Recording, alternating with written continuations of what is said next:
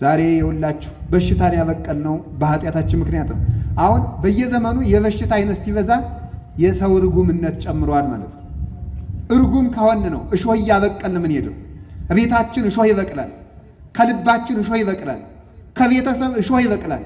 እሾህ የሆኑ ልጆች እየተወለዱ ነው። እሾህ የሆኑ ካህናት እየመጡ ነው። እሾህ መነኮሳትም እየመጣን ነው። እሾህ ባለትዳሮችም መጣችኋል።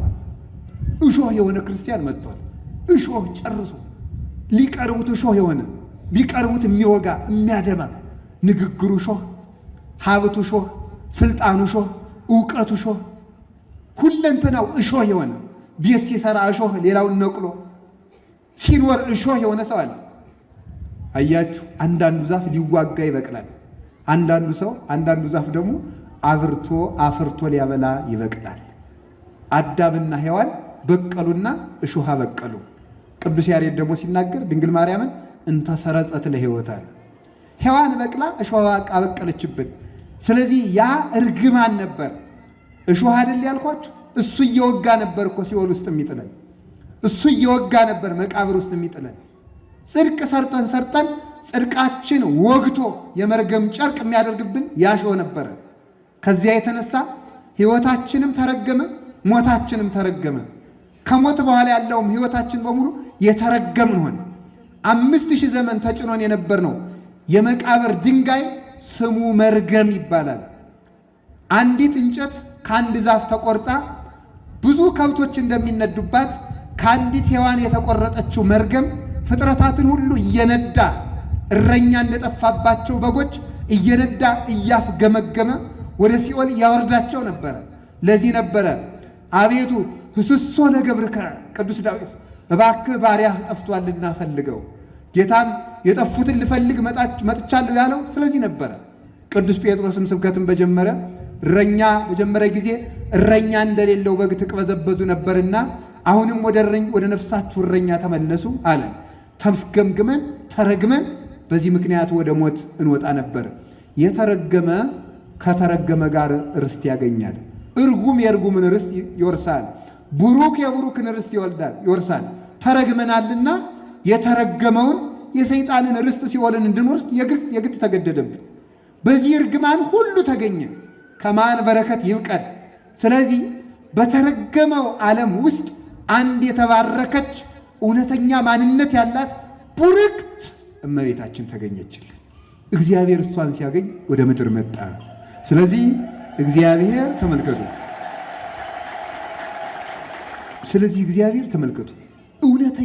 እውነተኛ በረከትን ለመስጠት ሲመጣ ሰው ለመሆን ሰው ፈልጎ ነበር።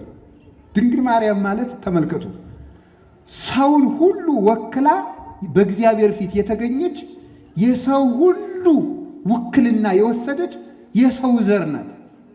የሰው ዘር እንደው ኢሳይያስ ሲናገር ብፁዕ ዘቦ ዘር በጽዮን ይላል።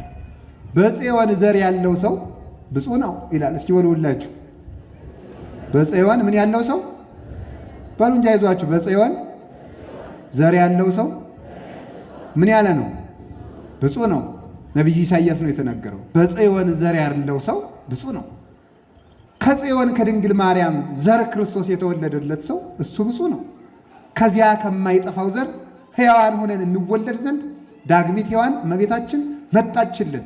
ስለዚህሳ መጀመሪያይቱ እናታችን ያሳረፈችብንን መርገም እውነተኛይቱ የተባረከችው መሬት እሷ ተገኘችና ቡሩክ መድኃኔዓለም ከሷ መጥቶ በማኅፀኗ እንዲያድር ሆነች። ቅዱስ ገብርኤል ስለዚህ መጥቶ ምን አለ? ተፈሥሒ ፍሥሕት ቡርክት አንቲ እማንስት፣ ከሴቶች ተለይተሽ አንቺ የተባረክሽ ነሽ፣ የተረገምሽ ነሽ ተብላ ሔዋን የሰማችውን መርገም የተባረክሽ ነሽ የተባለችው እመቤታችን ነቅላ ጣለችላት። ስለዚህ ምን ተባለች? ተፈሥሒ ኦግዝቴ ቅድስት ድንግል እንተብኪ ተበትከ ማይሰረ ሔዋን ማይመሚ፣ የሔዋን የሚጎዳ ማሰሪያዋ በአንቺ የተቆረጠላት እመቤቴ ማርያም ሆይ ደስ ይበልሽ። በሉ እስቲ የሔዋን የሚጎዳ ማሰሪያዋ በአንቺ የተቆረጠላት እመቤቴ ማርያም ሆይ ደስ ይበልሽ። አሁንም ደስ ይበላት እመቤታችንን ያንን እርግማን አስቀረችልን። ስለዚህ ምን ሆነ መሰላችሁ? አሁን ያ እርግማኑ ስንረገም ምን በቀለብን አልኳችሁ? እሾህ። ያንን እሾህ ለማብቀል እግዚአብሔር የተባረከችው ምድር እመቤታችን አገኘና ከሷ ተወለደና የተባረከ ሥጋ ለበሰና ያንን እሾሃችን በዕለተ ዓርብ አስጎንጉኖ ከራሱ ላይ ደፋው። ያንን እሾህ ከራሱ ላይ ሲደፋው የኛ የዘመናችን እሾህ በሙሉ ተነቀለልን። ጌታ በዕለተ ዓርብ የእሾህ ጉንጉን ሲለብስ የኛን እሾህ ነበር ተሸክሞ የዋለው። ያ እሾሃችን ነበር የረገፈልን።